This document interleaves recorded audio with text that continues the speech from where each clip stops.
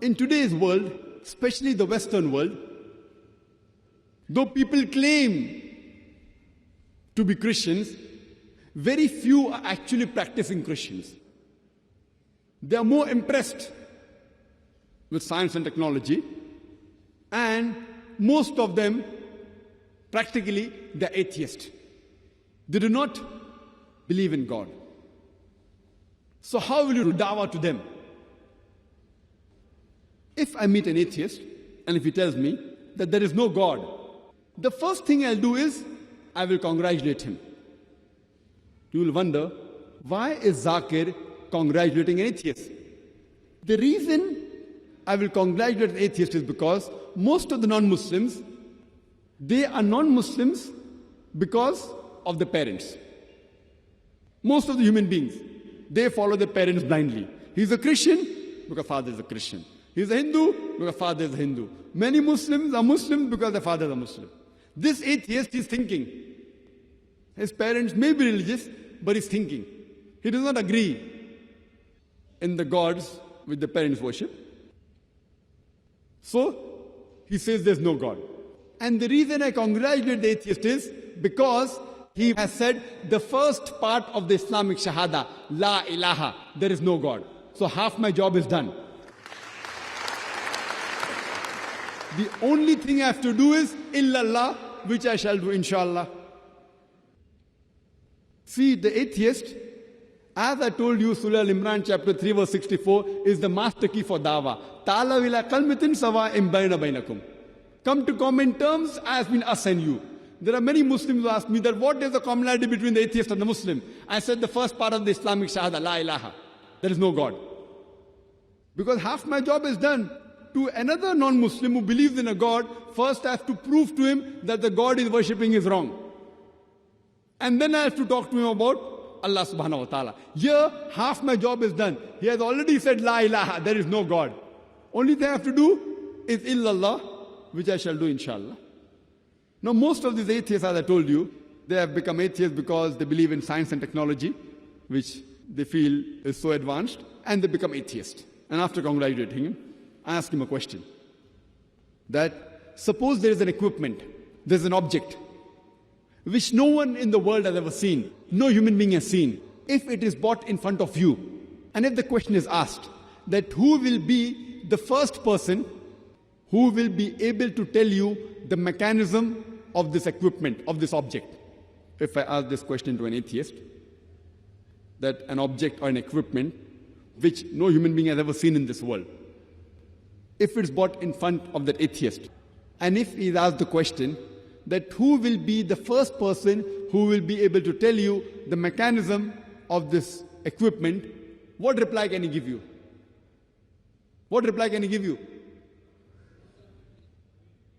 Creator, manufacturer.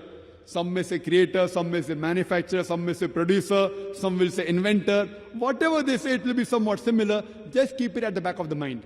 Either the atheist will tell you a creator, a manufacturer, a producer, an inventor. It will be somewhat similar, or maker. Keep it at the back of the mind and continue. Ask him the next question.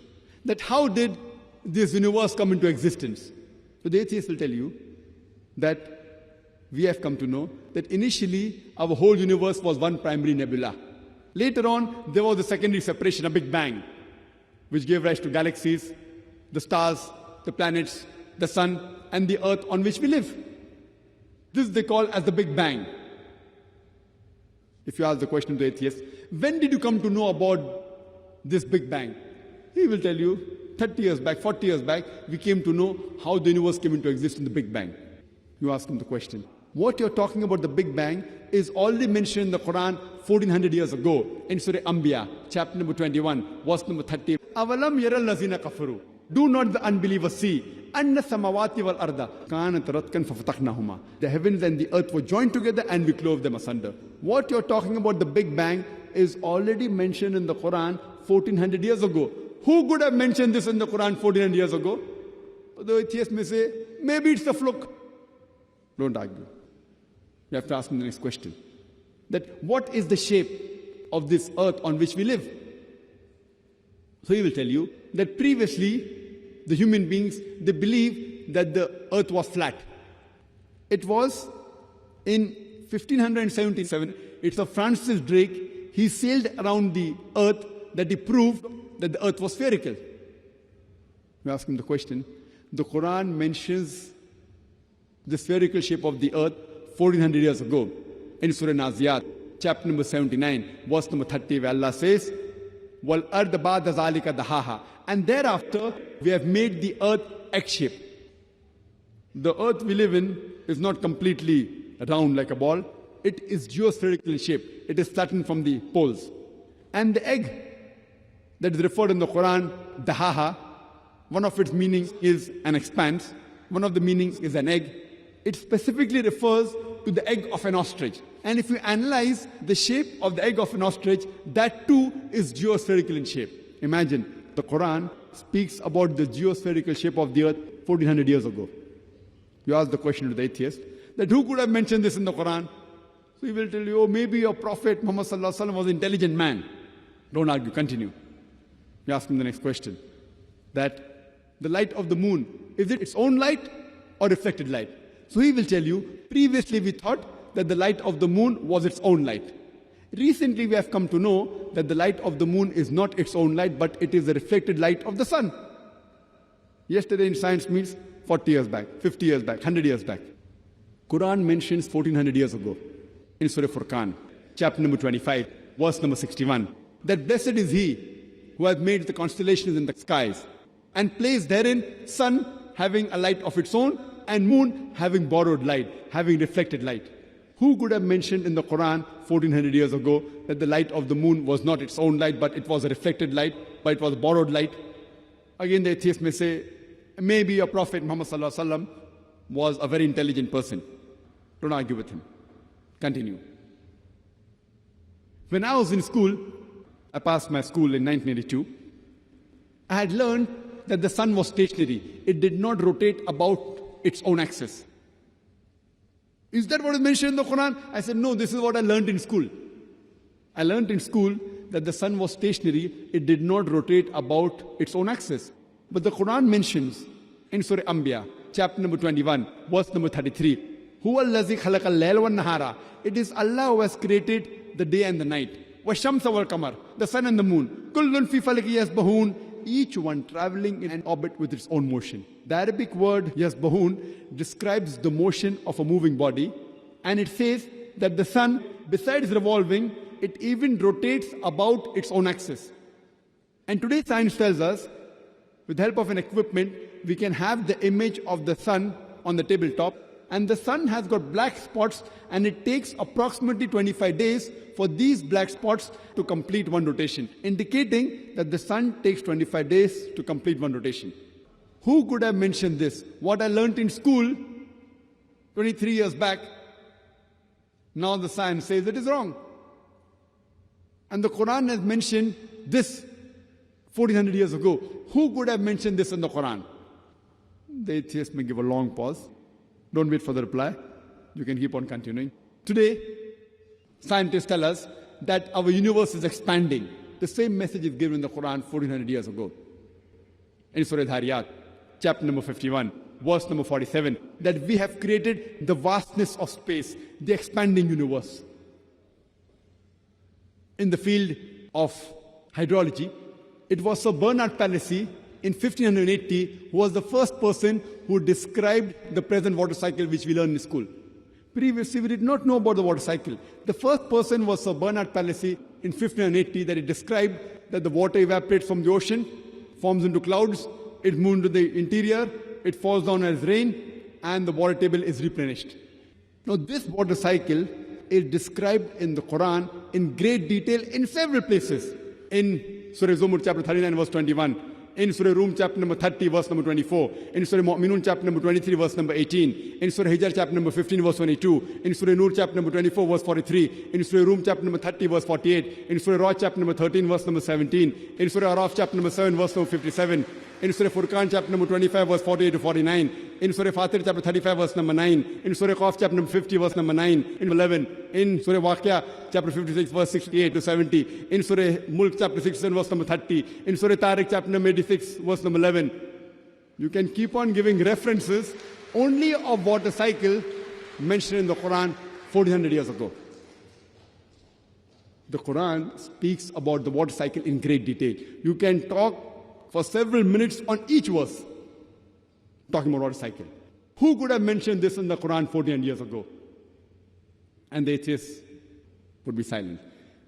Keep on. There are several scientific facts mentioned in the Quran. The Quran speaks about geology. Today science tells us that the mountains give stability to the earth. If the mountains were not there, the earth would shake. The Quran says in Surah Naba, chapter number 78, verse number 6 and 7, that we have created the earth as an expanse, wal jibala autada, and the mountains as stakes. Today science tells us that the portion of the mountain we see above the ground is a very small portion. The major portion is deep within the ground. Like how when you put a tent peg in the ground, small portion remains on top, the major portion goes down. And these roots of the mountain, they give stability to the earth. The Quran says in Surah Anbiya, chapter number 21, verse number 31, that we have created the mountain standing firm on the earth, lest it would shake with you. In the field of oceanology, we knew previously that there were two types of water, salt and sweet.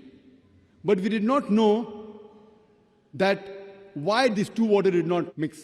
Quran says in Surah Furqan, chapter number 25, verse number 53, that it is Allah who has created two bodies of flowing water, one sweet and the other salty. Though they meet, they will not mix. There is a barrier between them which is forbidden to be trespassed. Today, after science advance, we have come to know that though one type of water flows into the other type of water, it loses its constituents and gets homogenized into the water it flows. This homogenizing area, the Quran refers to as barzakh, an unseen barrier, which science has discovered today, and Quran has mentioned 1400 years ago.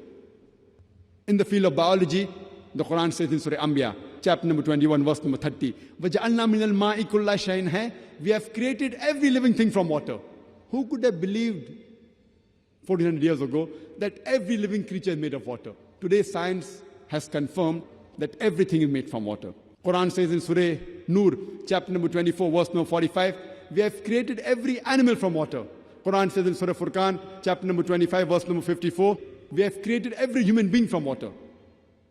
In the field of botany, Quran says that even the plants have got sexes, male and female. In Surah Taha, chapter number 20, verse 53, which we came to know recently. Quran says that every kind of fruits are created in pairs. In Surah Ra'd, chapter number 13, verse number 3. In the field of zoology, Quran speaks about the lifestyle of the animals. In Surah Anam, chapter number 6, verse number 38. Quran speaks about the lifestyle of the bees. In Surah Nahl, chapter number 16, verse 68 and 69. Quran speaks about the spider. In Surah Ankabut, chapter 29, verse 41. About the ant in Surah Namal, chapter number 27, verse number 17 to 18. And all these aspects of the spider, of the ants, of the bees, we have come to know recently, and Quran mentions in detail 1400 years ago. Who could have mentioned this? Quran speaks about medicine, that in the honey there is healing for humankind. In Surah Nahl, chapter number 16, verse number 68 to 69. Quran speaks about the production of milk and the circulation of blood. In Surah Nahl, chapter 16, verse 66, and Surah Mu'minun, chapter number 23, verse 21, 1400 years ago, which we have come to know recently. Quran speaks about medicine, about physiology, about embryology. The various stages of the human development is described in detail in Surah Mu'minun, chapter number 23, verse number 12 to 14. Quran speaks about genetics, about the sex responsible for the child. In Surah Najm, chapter number 53, verse number 45. Quran speaks about the fingerprinting method. In Surah Qiyamah, chapter number 75, verse number 3 and 4. After every scientific fact mentioned in the Quran, ask the atheist, who could have mentioned this in the Quran 1400 years ago? And his reply would be, the creator, the manufacturer, the maker, the inventor. This creator, this manufacturer, this maker, this inventor, we Muslims, we call him as Allah. Even to an atheist, we can prove about the existence of Allah subhanahu wa ta'ala with the help of the last and final revelation, the glorious Quran. We are not using science to prove Allah subhanahu wa ta'ala. The science is the yardstick of the atheist. Our yardstick is the Qur'an. We are using our yardstick and comparing with his yardstick and trying to prove that our yardstick, the glorious Qur'an, is far superior to your science. So these type of non-Muslims do dawah based on the similarities. If he thinks science is ultimate, we use science and try and get science and the commonalities in the Qur'an and try to get him closer to Islam. Allah says in the Qur'an in Surah Nahl, chapter number 16, verse number 125. Udu ila sabili rabbika bil hikmah wal mawzat al hasna wajadil billati hasan. Invite all to the way of thy Lord with wisdom and beautiful preaching, and argue with them and reason with them in the ways that are best and most gracious. We have to dawah with hikmah and with husna.